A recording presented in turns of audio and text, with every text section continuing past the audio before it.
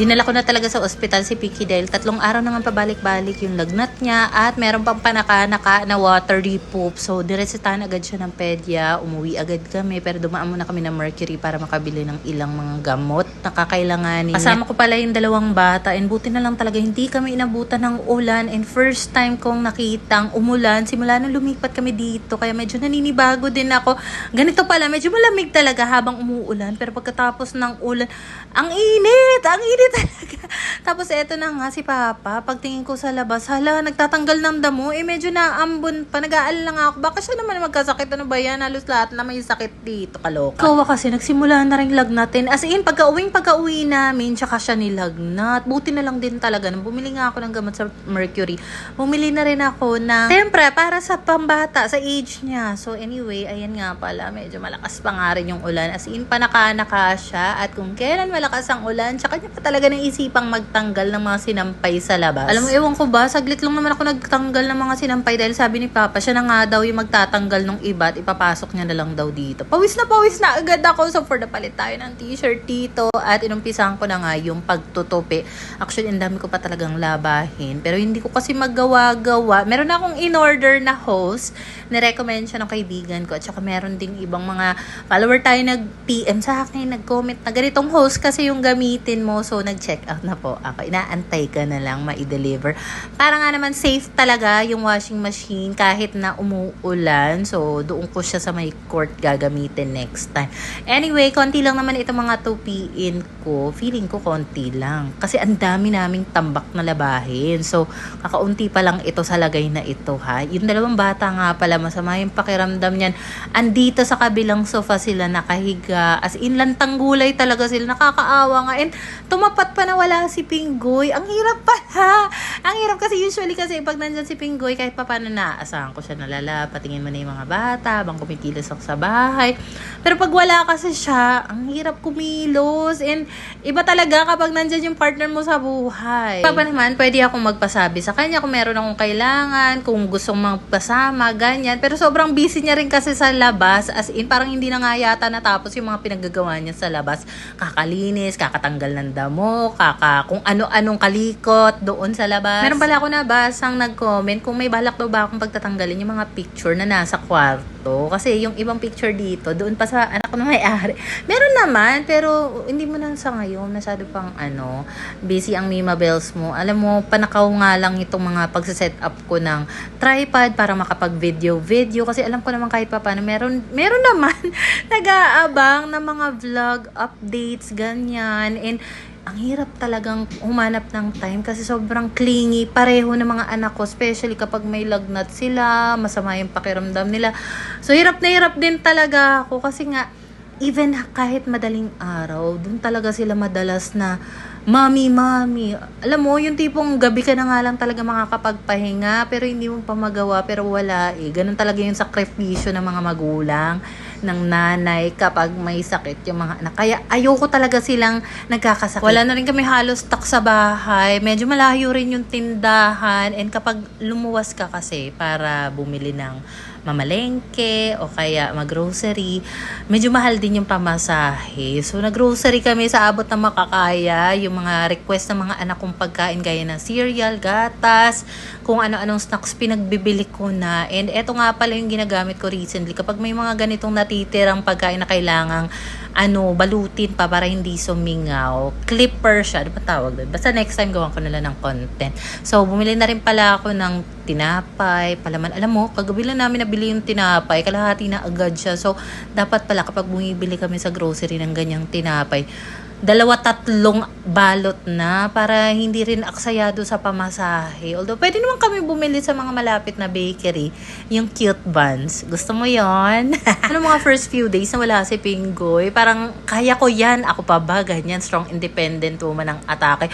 Pero, syempre, iba talaga kapag may sakit yung mga bata. Nagkasabay pa silang parehong may sakit. Oh my God talaga. Nag-breakdown talaga ako. Kasi hindi ko na talaga kinakaya yung pagod, yung puya. Tapos, syempre, hindi na rin ako makapag-update sa mga content. Hindi na rin ako makapag-promotional videos. Yung ganitong panahon kasi sobrang crucial para sa mga bata na may sakit. So, kailangan talaga nila, nandyan yung nanay nila or kung sino mang talagang nagkikare para sa kanila para maalagaan sila na maayos. Kasi, ni pagwiwi, pagpoop, kailangan talaga nandyan ng mami. Kahit before naman, kaya nilang sila na lang. Pero ngayon, mami, wash my bambam, wash my kineme. As in talaga, lahat ng kibot kailangan nandyan ng mami. Anyway, kinabukasan na nga pala ito. Nakapag-breakfast na nga kami ng mga bata. Si Papa naman kasi ayaw niyang nagpapagising talaga. Kung kailan lang daw siya magising, wag na siyang katukin, edi for the go. Kaya rin pala kami nagpunta ng grocery kahapon kasi si Kowa talaga, parang ilang araw na siya, mami, I want cereal with milk, ganyan. So,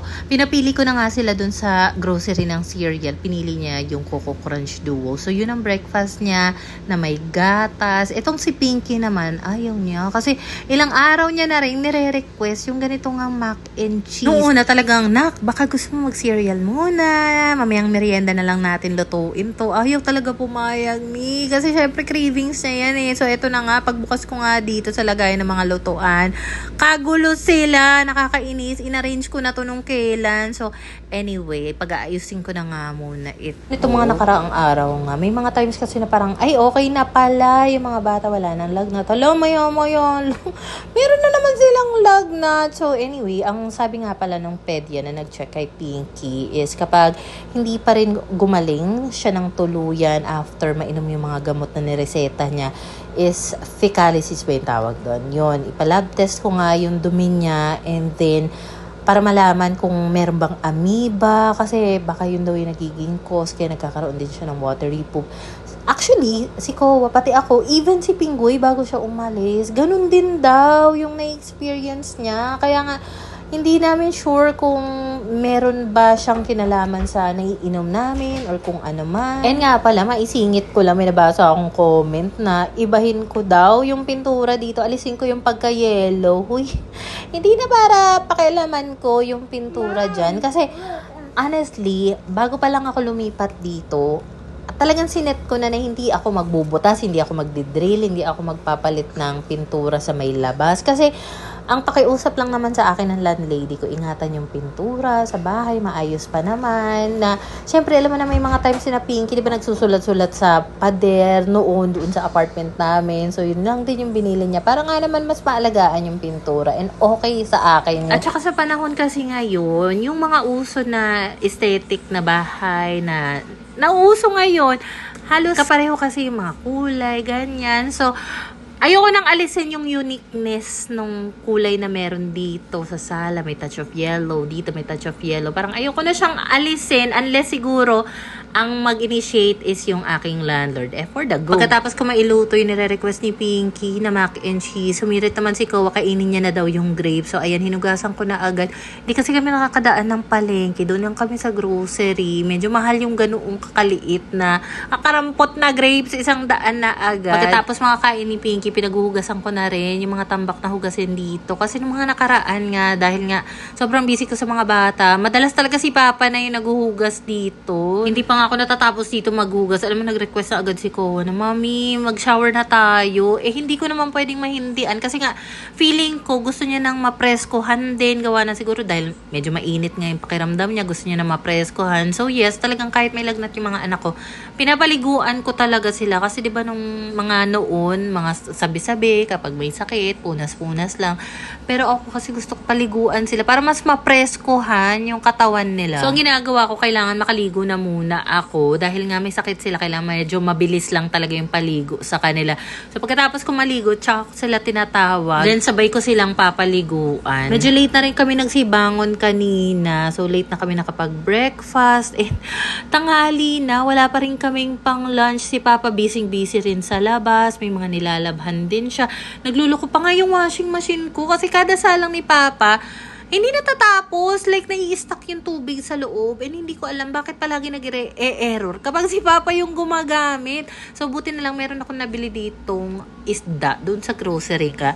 eto na lang yung lulutuin ko. Actually, hindi ko sure kung meron na tong asin, paminta, kung templado na ba siya. Dahil ngayon lang ako magpiprito ng ganito. Usually kasi kapag bumibili naman kami ng mga frozen goods sa grocery, wala na akong pakialam dyan. Dahil si Pinggoy na nga yung bahala. But then, since wala nga si Pinggoy, kailangan talagang kumilos ang Mima Bells nyo. So, eto na nga pala siya. In fairness naman, matataba siya. I mean, malalaman.